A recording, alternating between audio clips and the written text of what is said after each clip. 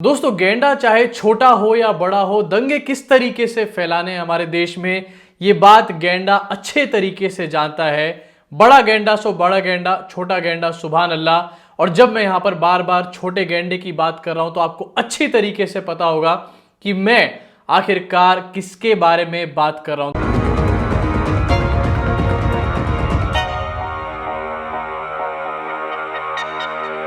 दोस्तों स्वागत है आप सब लोगों का इस चैनल के एक और नए वीडियो में, उस सेगमेंट में जहां पर हम बात करते हैं कि आज सोशल मीडिया पे क्या चीज ट्रेंड कर रही है। जो चीजें आज सोशल मीडिया पे ट्रेंड कर रही हैं, आखिरकार वो क्यों ट्रेंड कर रही हैं। कुछ ऐसे ट्रेंड्स जिनको बीजेपी आईटी सेल ट्रेंड करवा रहा है क्योंकि उनके पास कोई भी और काम नहीं है। साथ ही आपको बताता हूं ऐसी बड़ी खबरें और ऐसी बड़ी बातें जो एक्चुअली में ट्रेंड करनी चाहिए। नेशन वांट्स टू नो, फलाना ढिमकाना, हल्ला मचना चाहिए, लेकिन ऐसा कुछ भी उसके बारे में नहीं हो रहा है। और आज की जो बड़ी खबर है वो है हमारे देश की सरकार से रिलेटेड, कुणाल कामरा से रिलेटेड। और आखिरकार ये कितने बड़े वाले हिपोक्रेट हैं, किस मामले में ये किस तरीके से डील करते हैं। अगर इनके अपने बंदे सामने खड़े हों तो उनको जाने दिया जाता है, लेकिन वहीं अगर वो लोग सामने खड़े हों जो इनसे सवाल पूछते हैं तो उनको जानबूझकर और ज्यादा दबाने की कोशिश करी जाती है। जो लोग आज इतने बड़े जुडिशरी के रखवाले बन रहे हैं, मीनाक्षी लेखी जैसे लोग या फिर भारतीय जनता पार्टी के और भी बहुत सारे नेता, वो उस टाइम पे कान बंद करके बैठ जाते हैं जब इनके अपने लोग जुडिशरी को गाली देने का काम करते हैं। इनफैक्ट कई बार तो ये लोग खुद भी जुडिशरी को गाली दे डालते हैं। ये बड़ी खबर, लेकिन शुरुआत जैसे हर वीडियो में करते हैं, ट्रेंडिंग खबरें आज सोशल मीडिया पे क्या। जो ट्रेंडिंग खबरें दोस्तों काफी ज्यादा मसालेदार है, आपको सुनने में डेफिनेटली मजा आएगा। तो दोस्तों सबसे पहले आप सबको मेरी तरफ से हैप्पी इंटरनेशनल मेंस डे। इसको सब लोग कुछ अलग अलग तरीके से मना रहे हैं। कुछ लोग इसको क्रिटिसाइज कर रहे हैं, कुछ लोग इसकी तारीफें करने का काम कर रहे हैं, कुछ लोग इसमें अपने आप को बहुत बड़ा ये दिखा रहे हैं कि वो सबसे बड़े पुरुष नहीं महापुरुष हैं। कुछ लोग ये बता रहे हैं कि एक पुरुष जो है उसको भी दर्द होता है, उसके अंदर भी सेंटिमेंट्स होते हैं। एक स्टीरियोटाइप बना दिया गया है पुरुष के बारे में, जो कि सरासर गलत है। पहली चीज जो ट्रेंड कर रही है वो ये है सोशल मीडिया के ऊपर, अगर आप लोगों को नहीं पता था तो जान लीजिए। दूसरी चीज जो ट्रेंड कर रही है सोशल मीडिया के ऊपर इस टाइम पे वो है मेवालाल चौधरी। जी हाँ, वही मेवालाल चौधरी जो कि नई नवेली बिहार सरकार के शिक्षा मंत्री बने थे। आज दिन में ही मैंने एक वीडियो बनाई थी जहां पर मैंने बताया था मेवालाल चौधरी जो कि शिक्षा मंत्री बने हैं बिहार में, उनको जनगण मन यानी कि हमारे देश का राष्ट्रगान भी ठीक से नहीं गाना आ रहा है। और उसी वीडियो के 2 घंटे बाद मैं देखता हूं कि मेवालाल चौधरी ने शिक्षा मंत्री के पद से इस्तीफा दे दिया है। जब से एक्चुअली ये शिक्षा मंत्री बने थे तब से ही नीतीश कुमार के ऊपर आरजेडी जो है खुलकर हल्ला बोल रही थी। वो हल्ला इसलिए बोल रही थी क्योंकि मेवालाल चौधरी को कुछ समय पहले जेडीयू से एक्सपेल किया गया था क्योंकि उनके ऊपर करप्शन के बहुत सारे चार्जेस थे। जब वो भागलपुर एग्रीकल्चर यूनिवर्सिटी के चांसलर थे उस टाइम पे उन्होंने बड़ा करप्शन किया था काफी सारी पोस्ट की नियुक्ति के ऊपर, और उसी को लेकर उनके ऊपर करप्शन चार्जेस वापस से सामने आ गए थे और नीतीश कुमार से लगातार सवाल पूछे जा रहे थे। इन रिस्पॉन्स मेवालाल चौधरी की 30 मिनट की मीटिंग हुई नीतीश कुमार के साथ। उस 30 मिनट की मीटिंग के बाद मेवालाल चौधरी की छुट्टी हो गई। दोस्तों आज सोशल मीडिया पे इंदिरा गांधी भी छाई रही। उनका आज जन्मदिन था, 103rd जन्मदिन था।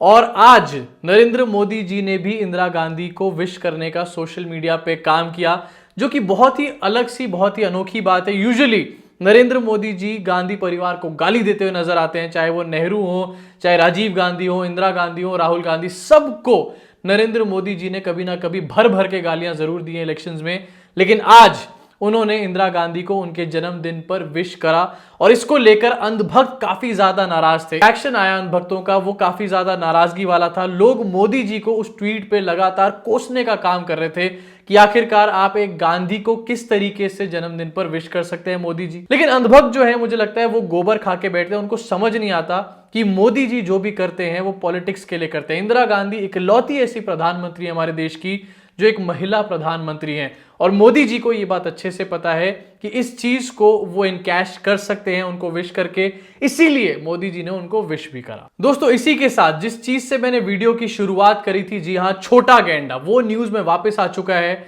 दंगे फैलाने के लिए बिल्कुल तैयार है हमारे देश में, बिल्कुल रेडी बैठा हुआ है। बस सुप्रीम कोर्ट ने किसी तरीके से उसको लगाम लगा रखी है, लेकिन छोटा गैंडा जो है वो पूरी तरीके से छटपटाने का काम कर रहा है।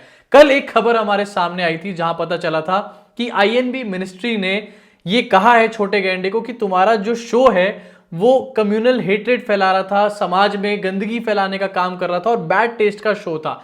लेकिन साथ ही कल आईएनबी मिनिस्ट्री ने छोटे गैंडे को यह भी बोल दिया था कि बाकी के जितने भी तुम्हारी यूपीएससी जिहाद के जितने भी शोज हैं तुम उनको ऑन एयर कर सकते हो। लेकिन आज सुप्रीम कोर्ट की उसके ऊपर हेयरिंग थी और सुप्रीम कोर्ट ने आज फिर से इस चीज पे 2 हफ्ते की स्टे लगा दी। ये कहा है कि जो पिटिशनर्स हैं उनको अपना जवाब बनाने के लिए या देने के लिए 2 हफ्ते का टाइम दिया जाता है और तब तक इस शो को ऑन एयर नहीं करा जाएगा।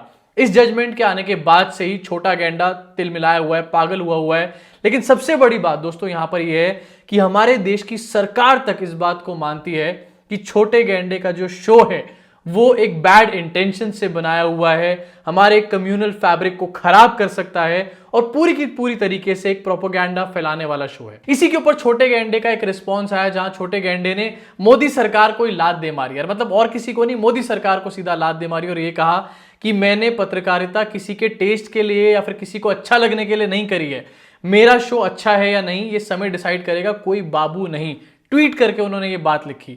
उसके बाद उन्होंने एक और ट्वीट करा जहां पर सुप्रीम कोर्ट को उन्होंने कहा कि तारीख पर तारीख, फिल्मी डायलॉग मार रहा है छोटा गैंडा, तारीख पर तारीख देने का काम किया जा रहा है, लेकिन मैं हिम्मत नहीं हारूंगा, इस लड़ाई में मैं अपनी लड़ाई जारी रखूंगा। अब दोस्तों लड़ाई क्या है, ये तो सीधा सीधा दंगे फैलाने की बातें हैं। लड़ाई ये कहता है छोटा गैंडा यहां पर कि वो हमारे धर्म को बचाने की लड़ाई कर रहा है, लेकिन सबसे बड़ी बात उठकर सामने निकल कर आती कि भाई तुझे कहा किसने हमारे धर्म को बचाने के लिए, धर्म की ठेकेदारी करने के लिए, तू अपने आप ही बन के बाहर आ गया। दोस्तों इसी के अलावा गुपकर गैंग की अभी भी बात हो रही है और गुपकर गैंग की बात इसलिए लगातार बार बार हो रही है क्योंकि कश्मीर में लोकल बॉडी इलेक्शंस आने वाले हैं और अमित शाह और भारतीय जनता पार्टी गुपकर गैंग बार बार बोल बोलकर आपको यह समझाना चाहती है कि देखो भाई आखिरकार पाकिस्तान का कितना बड़ा हाथ है जब कश्मीर में इलेक्शंस हो रहे हैं।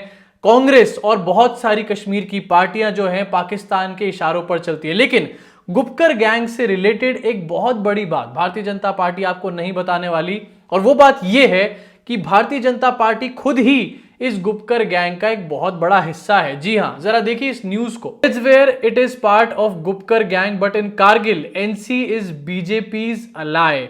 एनसी यानी कि National Conference party. The BJP has declared the people's alliance for Gupkar declaration as a gang that wants foreign forces to intervene in Jammu and Kashmir but it is sharing power with NC National Congress, one of the main parties of the alliance. इसका मतलब साफ दोस्तों ये कि जब मलाई चाटनी हो, जब पैसा कमाना हो तो खुद गुपकर गैंग में जाकर डुबकर मार लो और जब पॉलिटिक्स करनी हो, वोट बटोरने हो तो ये गुपकर गैंग का गाना गाना शुरू कर दो और ये दिखाना शुरू कर दो कि देखो भाई ये सारी पार्टीज जो हैं ये पाकिस्तान के कहने पे चल रही है। तो दोस्तों ये तो थे आज के ट्रेंड्स। अब मैं बात करना चाहता हूं बड़ी खबर के बारे में जो एक्चुअली में आपको जाननी चाहिए लेकिन उसके बारे में कहीं पर भी कोई बात नहीं हो रही है। कुणाल कामरा ने अपने कुछ रिएक्शंस दिए थे हमारे जुडिशरी के ऊपर, चीफ जस्टिस के ऊपर, साथ ही साथ उस दिन रिएक्शंस दिए थे जिस दिन अर्नब गोस्वामी को बेल दे दी गई थी, इंटरिम बेल दे दी गई थी सुप्रीम कोर्ट के द्वारा।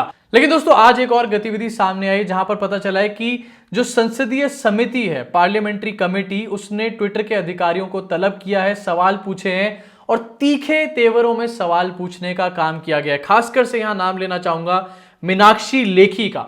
मीनाक्षी लेखी ने ट्विटर के अधिकारियों को बुलाया, उनको झाड़ लगाई और यह पूछा कि अभी तक कुणाल कामरा के वो जो ट्वीट्स हैं जो उन्होंने जुडिशरी के ऊपर किए थे, जिसमें कुणाल कामरा ने बाद में यह भी बोला कि मैं इन ट्वीट्स को नहीं हटाने वाला, वो ट्वीट्स अभी तक ट्विटर ने क्यों नहीं हटाए हैं। इस बात को लेकर काफी गर्मा गर्मी हुई, काफी ज्यादा सवाल जवाब हुए। लेकिन दोस्तों मेरा एक बड़ा तर्क है यहां पर और मैं एक बड़ी बात रखना चाहता हूं। जिस तरीके से भारतीय जनता पार्टी आज जुडिशरी को बचाने के लिए, जुडिशरी की मसीहा और सेफगार्ड, एक उनकी चौकीदार बन के निकली हुई है, मैं ये पूछना चाहता हूं कि ये बीजेपी तब कहां चली जाती है जब शेफाली वैद्य और समीत ठक्कर टाइप के लोग जुडिशरी को मां बहन तक की गालियां देने का काम करते हैं।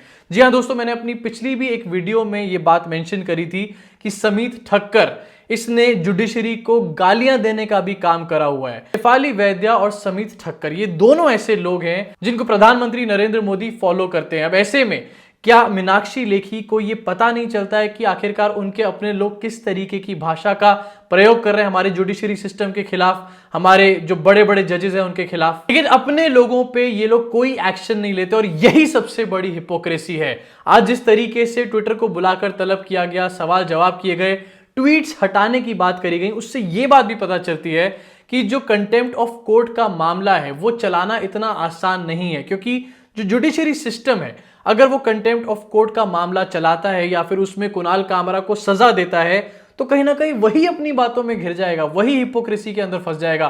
क्योंकि उन्होंने पहले खुद ही कहा था अर्नब गोस्वामी के केस में कि आप अगर किसी को नहीं पसंद करते तो उसको मत देखिए। अगर इस टाइम पे वो कुणाल कामरा के ऊपर एक बड़ी कार्रवाई करते हैं तो ऐसे में सबसे बड़े हिपोक्रेट तो वो खुद ही होंगे। तो अभी के लिए इस वीडियो में इतना ही। आज की ट्रेंडिंग खबरें क्या थी, किस चीज के बारे में बात हो रही है और क्या ऐसी चीजें हैं जिनके बारे में बात होनी चाहिए लेकिन नहीं हो रही है, ये सारी चीजें बनाकर आपके सामने लेकर आना चाहता था। अब मैं सिर्फ इतना ही चाहता हूं कि इन बातों को आप जन जन तक पहुंचाइए, सबसे शेयर करिए, जिससे लोगों का दिमाग खुले, दिमाग की बत्ती जले और उनको समझ आए कि आखिरकार देश में चल क्या रहा है। कोरोना वायरस भी बढ़ता जा रहा है। एक तरफ अहमदाबाद में नाइट कर्फ्यू लगना शुरू हो चुका है आज से। तो अगर आपको मेरा काम पसंद आ रहा हो तो नीचे डिस्क्रिप्शन में पेट्रियन का लिंक है, ऊपर ज्वाइन का बटन और लिंक दोनों है। दोनों में से किसी एक को भी क्लिक करके आप लोग मुझे मंथली सपोर्ट कर सकते हैं। इस मंथली सपोर्ट से मेरे जो प्रोडक्शन कॉस्ट है वो कवर होंगे। मैं ऐसे ही इससे बेटर और वीडियोस बनाकर लगातार आपके सामने लेकर आता रहूंगा। अभी के लिए इस वीडियो में इतना ही। मुलाकात होगी आप सब लोगों से अगली वीडियो में।